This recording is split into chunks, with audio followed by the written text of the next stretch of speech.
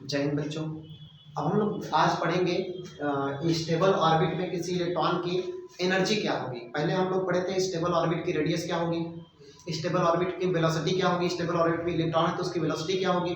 और आज पढ़ेंगे हम लोग इसी टर्म में नेक्स्ट की स्टेबल ऑर्बिट में एनर्जी क्या होगी इलेक्ट्रॉन की, वो भी हम निकाल चुके हैं। लेकिन उसको हम लोग ये रेडियस के टर्मिनोलॉजी में कुछ नया एक फैक्ट निकालना है, क्योंकि उसी के बेसिस पे हमें आपको बताना है hydrogen spectra, Lyman series, Balmer series, Paschen series, Brackett series, Pfund series जो है इसको, इसलिए सुनिएगा। तो kinetic energy of electron in stable orbit सुनिए। तो पहले बताइएगा टोटल एनर्जी कितनी होगी बेटा, kinetic energy plus potential energy. अरे काइनेटिक एनर्जी का फार्मूला पोटेंशियल एनर्जी, तो एक minute, potential energy work done के बराबर होता है और work done equal to v into q होता है। इसी को हम u लिखें तो u अब v के जगह पर कितना, किसी चार्ज के, कौन चार्ज, न्यूक्लियस। अगर न्यूक्लियस है तो न्यूक्लियस के पास जब अल्फा पार्टिकल आता था ना, r डिस्टेंस तक बताया था ना, r डिस्टेंस तक अगर आता था तो उसके लिए 1/4πε0 इनटू न्यूक्लियस का चार्ज कितना प्लस z और अपॉन में क्या, जितना डिस्टेंस तक आया था, जितने डिस्टेंस तक अल्फा पार्टिकल आया था वो r, कौन आया था, अल्फा पार्टिकल, मतलब 2e बोलिए। तो e का आया 1/4πε0 इनटू z e² यहाँ 2 लिख लीजिए अपॉन में r, ये हो गया पोटेंशियल एनर्जी। बोलिए सही क्या, तो v इनटू q की जगह पर अल्फा पार्टिकल आया था, ये है ना। लेकिन अगर हम कह दें ये स्टेबल ऑर्बिट में इलेक्ट्रॉन के लिए, तो इलेक्ट्रॉन के लिए अगर कहेंगे बेटा तो यहाँ पर e के जगह क्या होगा, केवल एक प्लस 2e के जगह एक ही होगा। अल्फा पार्टिकल था तो उस पर वो दो प्रोटॉन होते हैं ना, इलेक्ट्रॉन है तो एक e होगा और वो भी माइनस के साथ, हाँ या ना। तो बताइए e का हो जाएगा, e2 हट जाएगा, पहली बात e के जगह e² हो जाएगा, माइनस आगे लग जाएगा, बोले सुनाएगा, तो हो जाएगा पोटेंशियल एनर्जी। अब मुझे बताइएगा टोटल काइनेटिक एनर्जी कितना, टोटल एनर्जी कितना हो जाएगा। तो आपको ये भी आपको मैंने बता रखा था कि जब कोई इलेक्ट्रॉन अगर आता है, ये अल्फा पार्टिकल के पास आता है, ये अल्फा पार्टिकल जब जैसे आ रहा था इसमें, या काइनेटिक एनर्जी निकाली लो, पर चलो बताओ mv² अपॉन में r इक्वल टू 1/4πε0 इनटू क्या होता है बेटा, ये इलेक्ट्रॉन किसी ऑर्बिट में घूम रहा है तो उस पर क्या रहेगा, सेंटीपिटल फोर्स, तो Fc सेंटीपिटल, और ये क्या हो जाएगा, इलेक्ट्रोस्टैटिक फोर्स। बोलिए तो इलेक्ट्रोस्टैटिक फोर्स का फार्मूला 1/4πε0 Ze, अरे न्यूक्लियस का चार्ज अपॉन में इनटू इलेक्ट्रॉन का चार्ज, अब अपॉन में क्या, r² उनका ऑर्बिट का रेडियस, सही का। अब यहाँ से बताइए r से r को कैंसिल, एक को बचा। अब बताइए mv² equal to 1/4πε0 ze² upon में r, इतना हुआ, ठीक है। एक बात बताएं आप, अगर मैं यहाँ से 1/2 इधर मल्टीप्लाई करूँ तो 1/2 इधर भी, आप कहेंगे सर जी ऐसा क्यों, क्योंकि ये काइनेटिक एनर्जी होगा। बोलिए कि कितना हो गया बेटा, बोलिए 1/8πε0 z e² अपॉन r, बोलिए सुना है कि नहीं, ये होगा काइनेटिक एनर्जी। बोलिए आइए काइनेटिक एनर्जी का वैल्यू यहाँ पर रखिए, रख दे डायरेक्ट का, रख दें डायरेक्ट रख देते हैं। बताइए तो 1/8πε0 z e² अपॉन r। अब इसमें आप कर सकते हैं माइनस लगाइए बेटा, ई वाला माइनस कुछ नहीं लगेगा, क्योंकि ये क्या था आपका एनर्जी था, काइनेटिक एनर्जी था, काइनेटिक एनर्जी कभी नेगेटिव नहीं होती ना, काइनेटिक एनर्जी कभी भी नेगेटिव नहीं होती। तो ये सुनो पहले, तो ये वैल्यू आपने रख लिया, अब प्लस u का वैल्यू माइनस में है ना, तो प्लस माइनस माइनस, अब माइनस लगा दिए। अब यहाँ पर माइनस बस ये दिखा रहा है कि इलेक्ट्रॉन के लिए है, इलेक्ट्रॉन बाउंडेड होता है न्यूक्लियस से, इसलिए माइनस आता है। तो फिलहाल यहाँ पर रखिए u का वैल्यू, बोलिए -1/4πε0 z e² अपॉन में r। बेटा ये हम प्रूफ करवा चुके हैं, ठीक है, ये प्रूफ करवा चुके हैं, आप देख सकते हैं। तो मुझे बताइए इसको सॉल्व करके बताइए कितना आया। अब सुनना, अब आपको याद है कि हाँ पढ़ा है, अगर मैं इसको x मान लूं, ये देखो 2x होगा, बोलिए सुना रहा है, तो बताइए तो 2x होगा, क्योंकि इसमें 2 का मल्टीप्लाई करके, इसमें 2 का मल्टीप्लाई करके देख लीजिए, ई जो है इसका ये दुगना है, इसमें 2 का मल्टीप्लाई करेंगे तो इतना आ जाएगा ना। तो बताइएगा क्योंकि 2 से ऐसे 2 करेंगे तो ये 4 हो जाएगा ना कट के। चलो बताइए तो x में से 2x घटेगा नहीं, घटेगा तो माइनस आएगा ना, तो लगाइए -1/8 ये होगा टोटल एनर्जी। अरे बेटा सुना है कि नहीं, ये हम पढ़ा चुके हैं पहले से, बोलिए सुनाया। अब मुझे एक बात बताइएगा, हम लोग को आर का वैल्यू पता है क्या? आर का वैल्यू रेडियस का, ऑर्बिट के रेडियस का वैल्यू पता है, वही वैल्यू यहाँ पर रखते हैं, लेकिन उल्टा करके रखेंगे। आर का वैल्यू कितना होता है बेटा? n square h square epsilon not upon pi z e square इतना होता है। तो ये आर का वैल्यू 1 अपॉन आर है, तो ये ऊपर कर दें। तो बोलिए -1 अपॉन, पहले बात बताइए माइनस साइन क्या शो कर रहा है? माइनस साइन ये शो कर रहा है कि इलेक्ट्रॉन न्यूक्लियस से बाउंडेड है, पढ़ा चुके हैं, बाउंडेड है, वो न्यूक्लियस से छोड़ करके, वो एटम में बाउंडेड है न्यूक्लियस से, वो छोड़ करके बाहर नहीं जाएगा। लेकिन अगर इतनी एनर्जी और दे दीजिएगा +1/8 epsilon not z e square upon r, bounded energy के बराबर ही एनर्जी दे देंगे पॉजिटिव में, तो ये पूरा क्या हो जाएगा? 0, मतलब इलेक्ट्रॉन अब बाउंडेड नहीं है, चल दिया, ऑर्बिट छोड़ के भाग गया इलेक्ट्रॉन, एस्केप कर गया। सुना है क्या? तो बताइए अब यहाँ से r का वैल्यू रखिए 8 epsilon not z e square 1/r है, तो r का वैल्यू रखिए, उल्टा करके रखिए, पाई m z e square upon h square epsilon not, नीचे में यहाँ लिख दीजिए n स्क्वायर। कोई दिक्कत? पाई से पाई खत्म, ठीक है, m रह जाएगा। और क्या कुछ कट रहा है? नहीं ना, बस। तो बताइए माइनस क्या आया? z square e to the power 4 m भी है ना, m, और अपॉन में क्या आया? 8 एप्सिलॉन नॉट के square h to the power 4, ये होगा एनर्जी। बोलिए समझ आया क्या? एक बात और सुनिएगा, यहाँ से अरे n कहाँ गया? n छूट गया, 1 यही पर लिख देते हैं इंटू 1/n स्क्वायर, सही है। अब बताइए ये पूरा कांस्टेंट है कि नहीं? Z किसी एटॉमिक नंबर है, हाइड्रोजन रखेंगे तो ये 1 हो जाएगा। तो बताइए ये भी कांस्टेंट, मास भी किसी पार्टिकल कांस्टेंट होगा एटम का, तो और ये 8 भी कांस्टेंट, एप्सिलॉन भी प्लैंक कांस्टेंट, n क्या है? Quantum number, number of the shell भी कह सकते हैं ना, नंबर ऑफ सेल कोई भी रहता है ना। तो बताइए, तो E directly proportional to the 1 of the inversely proportional to the square of the principal quantum number, सुना है? तो जैसे जैसे क्वांटम नंबर बढ़ेगा इलेक्ट्रॉन की एनर्जी भी घटेगी। बोलिए सही कहा, उसके इनवर्सली प्रोपोर्शनल है, स्क्वायर के इनवर्सली प्रोपोर्शनल है, इतना समझ गए? गुड, यही हमें लाना था यहाँ पर। एक बात और बताइएगा, अगर मैं कह दूं अभी डी ब्रोगली वेवलेंथ इक्वेशन से, मैंने कहा था डी ब्रोगली नहीं, ये क्या थे? नील्स बोर का थर्ड पोस्टुलेट क्या था? इलेक्ट्रॉन जब किसी ऑर्बिट से, इधर बहुत इंपॉर्टेंट बेटा, लास्ट है ये, एकदम लास्ट है इस चैप्टर का। अगर यहाँ पर अगर हम कहते कोई एटम है, यहाँ पर यहाँ लिखिए, चलो, अगर ये कोई एटम है और ये first shell, second shell, third shell ऐसे है, इलेक्ट्रॉन यहाँ है, अगर ये किसी तरह से एनर्जी पाया तो ऊपर चला गया, या ऊपर से ऊपर वाले में है अगर एनर्जी पाया तो नीचे आ गया, इसको कह दीजिए एनर्जी स्टेट फर्स्ट, इसको कह दीजिए सेकंड, इसको कह दीजिए थर्ड एंड सो ऑन। तो यहाँ से अगर इलेक्ट्रॉन नीचे गिरेगा यहाँ पर, तो बताइए क्या रेडिएट करेगा? एनर्जी फोटॉन के रूप में। बताइए कितना होगा? E2 minus E1 equal to, अरे लिखे होंगे उधर क्या है? h न्यू, समझ में आएगा? अगर आप यहाँ से चाहें तो nu equal to frequency equal to h upon में, बोलिए बेटा, तो इसको लिख सकते हैं E2 माइनस E1 अपॉन में h इक्वल टू न्यू, बोलिए सही कहा? ये वो फ्रीक्वेंसी है जिस फ्रीक्वेंसी का रेडिएशन वो इमिट करेगा इलेक्ट्रॉन जब एक एनर्जी लेवल से दूसरे एनर्जी लेवल में ट्रांजिट करेगा, ठीक है ना। तो अब बताइएगा, अगर मैं यही कह दूं कि इलेक्ट्रॉन एक ऑर्बिट से दूसरे ऑर्बिट पे जा रहा है, तो बताइए फर्स्ट के लिए अगर फर्स्ट यहाँ पर E1 लिखेंगे तो यहाँ 1 लिखना पड़ेगा, हाँ या ना। सिमिलरली बेटा यहाँ जब E2 होगा तो क्या होगा? यहाँ 1/2 स्क्वायर, बोलिए हाँ या ना, होगा ना। और बाकी सब ये सब तो कांस्टेंट है ना, तो ये समझ में आया कि नहीं? तो बताइए अगर मैं इसी में इसका वैल्यू रखूं तो आप लोग बताइए क्या मिलेगा? यहाँ लिख दें, यहाँ आइए, चलिए बताइए, इसमें अगर हम यहाँ 2 लिखें तो यह ना बस बदलेगा, ये तो एटम का नंबर थोड़ा चेंज हो जाएगा, उसी एटम की बात करें। तो बताइए क्या मिलेगा?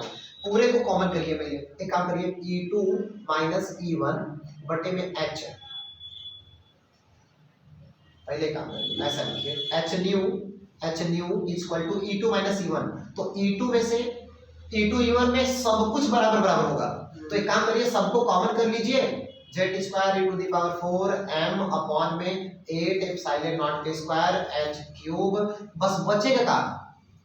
बोलिए, माइनस लगा है ना, माइनस भी आना चाहिए, माइनस 1 अपॉन n1 का स्क्वायर माइनस 1 अपॉन n2 का स्क्वायर। समझ में नहीं आया तो बताइए। कॉमन ले लीजिए समझ आया ना, दोनों में से कॉमन लेंगे ना, बस एक बार यहाँ पर 1 रखेंगे, यहाँ 1 हो जाएगा, फिर एक बार 2 रखेंगे 2 हो जाएगा, तो 2 में से 1 को घटाइए, तो 2 में से 1 को घटाएंगे तो यहाँ पर n2 होगा ना बेटा, यहाँ n2 होगा, यहाँ n1 होगा। एकदम सही है का? एक बात बताइए मुझे, ये माइनस है, अंदर भेजेंगे तो प्लस वाला माइनस, माइनस वाला प्लस, तो क्या आएगा z square e to the power 4 m upon 8 epsilon naught का square h to the power 4। अब सुनिए यहाँ पर 1 बाई n1 का स्क्वायर माइनस 1 बाई n2 का स्क्वायर, समझ आया ना? Yes sir. ठीक, ये हो गया h न्यू। बेटा अगर h4 प्लस क्या होगा ब्रैकेट के अंदर प्लस होगा। यहाँ काहे को प्लस होगा, क्योंकि सर वो माइनस है। ये बताइए, माइनस ही जाएगा तो ये माइनस हो प्लस ना, तो वो आगे ना, सही है ना? ठीक, h न्यू, अरे बेटा ये h नीचे में जाएगा तो क्या हो जाएगा 5, तो बताइए nu is equal to z square e to the power 4 m और अपॉन में 8 एप्सिलॉन नॉट के स्क्वायर h, एक को 4 है, एक और h यहाँ जाएगा तो क्या हो जाएगा 5 हो जाएगा, तो 8 है ये 5 के अचल नहीं है नाच के। गाना सुने हैं ना, भोजपुरी वाला सदिया में बजता है, इधर होते हैं आ गई है 5 के अचल नहीं है नाच के। इधर ये हो गया फ्रीक्वेंसी। सुनाया, एक चीज और, कहाँ इसको हटा सकता हूँ, इसको हटा दो कि यहाँ दिखेगा ना, आइए यहाँ दिखेगा, रुकिएगा, हाँ देखिए बेटा, तो अब बताइएगा इसको, ये पूरा का पूरा कांस्टेंट है, ये बताइएगा ये फ्रीक्वेंसी है, हम लोग को पता है कि lambda is equal to frequency upon में c, मालूम है कि नहीं? अरे वेलोसिटी इज इक्वल टू क्या होता है डिस्प्लेसमेंट। हाँ, वेलोसिटी इज इक्वल टू होता है डिस्प्लेसमेंट अपॉन टाइम, तो 1 बाई टाइम को फ्रीक्वेंसी लिखते कि नहीं? तो बताओ वेलोसिटी लाइट के लिए है तो c लिखा जाएगा कि नहीं? c is equal to displacement की जगह क्या लिखा जाएगा वेवलेंथ, अरे लिखते हैं ना लैम्डा को यहाँ लिखिए वेलोसिटी की जगह पर लाइट की स्पीड है तो c लिखेंगे, c is equal to displacement को लैम्डा लिखेंगे, और 1 बाई टाइम को क्या लिखेंगे फ्रीक्वेंसी को न्यू लिखते हैं। इसको चेक करके बताओ क्या सही है कि नहीं? इसी आएगा नीचे, आई लैम्डा जाएगा उधर, बोलो सही है ना? नहीं बेटा 1 बाई लैम्डा होगा ना, 1 बाई लैम्डा होगा ना, लैम्डा इधर आएगा तो 1 by lambda is equal to nu upon c, सही है का? अब सुनना, तो 1 बाई लैम्डा को हम लिखते हैं न्यू बाई c, तो अगर मैं इन दोनों तरफ यहाँ पर भी c से डिवाइड कर दूं, यहाँ पर भी c लिख दूं नीचे, तो कोई दिक्कत नहीं ना? आप कहेंगे ऐसा काहे लिख रहे हैं, अभी आपको पता चल जाएगा, तो लिखते हैं, तो अगर मैं लिख दूं इधर न्यू अपॉन c, c से दोनों साइड डिवाइड करने पर, on dividing c both side, on dividing both side, dividing by c by, dividing by c on both side, c का speed of right on both sides, आइए तो बताइएगा, तो new upon c और उधर हो गया क्या हो गया बेटा z square e to the power 4 m और अपॉन में क्या हो गया 8 एप्सिलॉन नॉट के square c h to the power 5, और ये हो गया 1 अपॉन n1 का स्क्वायर माइनस 1 अपॉन n2 का स्क्वायर। अब मुझे बताएं आप, इसको कहते हैं वेव नंबर, इसको कहते हैं वेव नंबर, या 1 अपॉन जो लैम्डा है ना, कहाँ है इसी को कहते हैं वेव नंबर, और यही वैल्यू किसका है 1 अपॉन लैम्डा का, तो इसको लिख सकते हैं 1 अपॉन लैम्डा, और ये हो जाएगा z square as it is, ऐसे छाप देते हैं ना, ऐसे छापिए यही वापस, और इसको हम लोग कहते हैं वेव नंबर, और इसको रिप्रेजेंट करते हैं न्यू बार से, किससे न्यू बार से, तो वेव नंबर, तो न्यू में c से डिवाइड कर देंगे तो सीधी सी बात वो वेव नंबर हो जाता है। ठीक, तो वेव नंबर होता क्या है, wave number is the radiation per unit distance, ठीक है ना?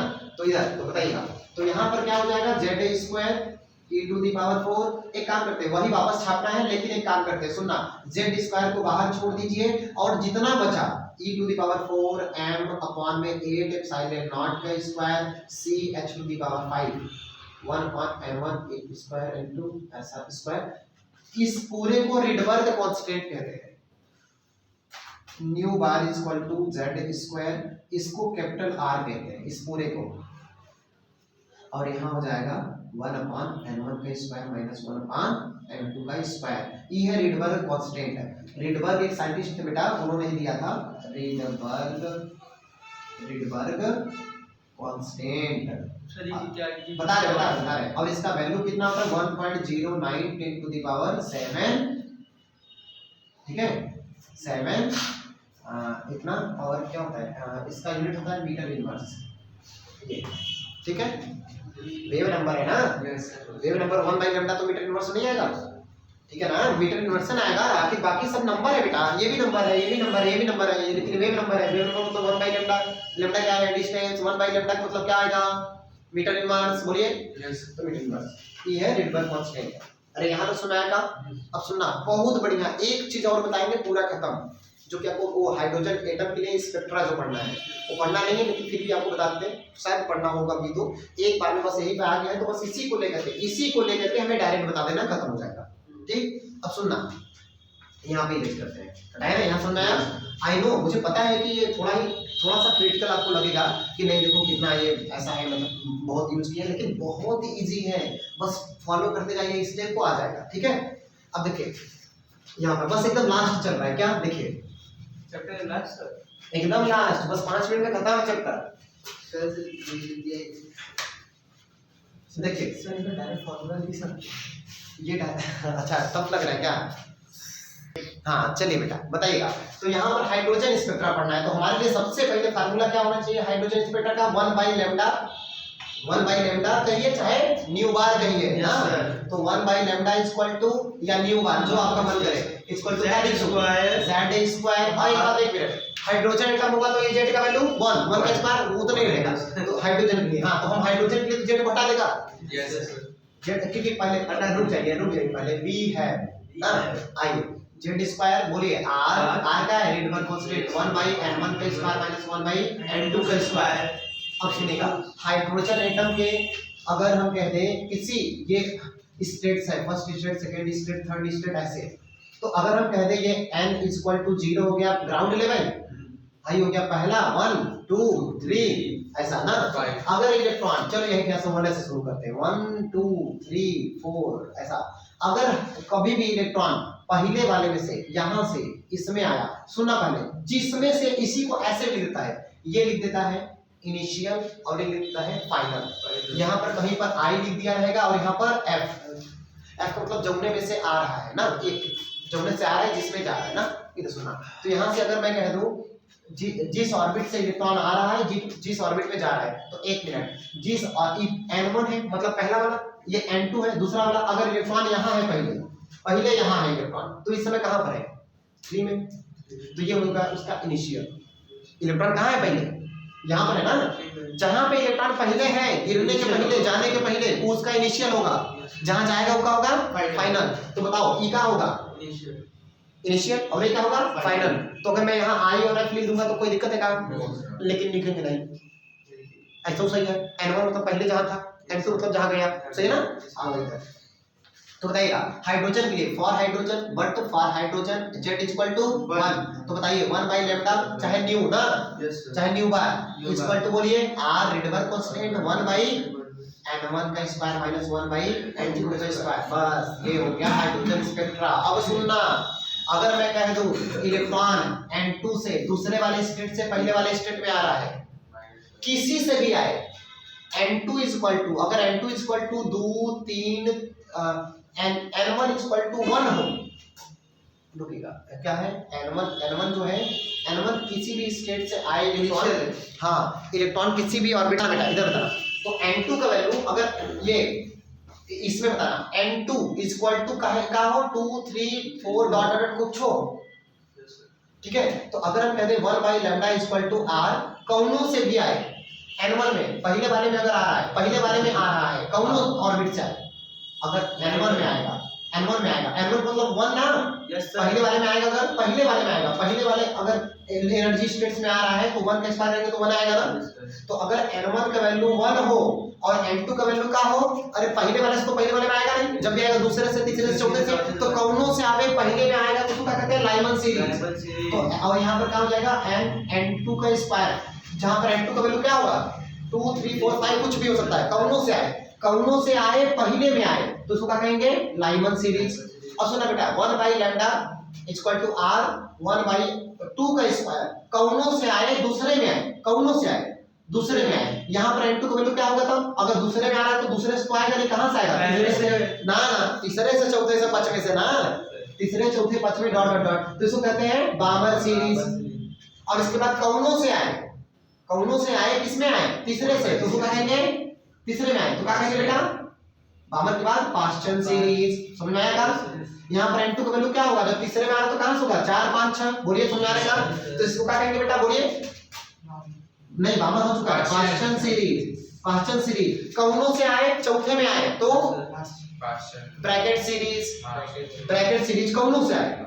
यहाँ पर बस 4 कर दीजिए, 4 का स्क्वायर माइनस 1 अपॉन n2 का स्क्वायर। यहाँ पर कहां शुरू होगा n इक्वल टू कहां शुरू होगा बोलिए 5 से, 5 6 कुछ हो तो क्या कहेंगे ब्रैकेट सीरीज। और लास्ट का कौनों से आए पांचवें में आए तो पी फुंड सीरीज, है ना, कौनों से आए पांचवें में आए तो पी फुंड सीरीज। समझ में आएगा। I don't know spectra complete, chapter complete. Okay बेटा, जय हिंद, जय भारत, जय हिंद।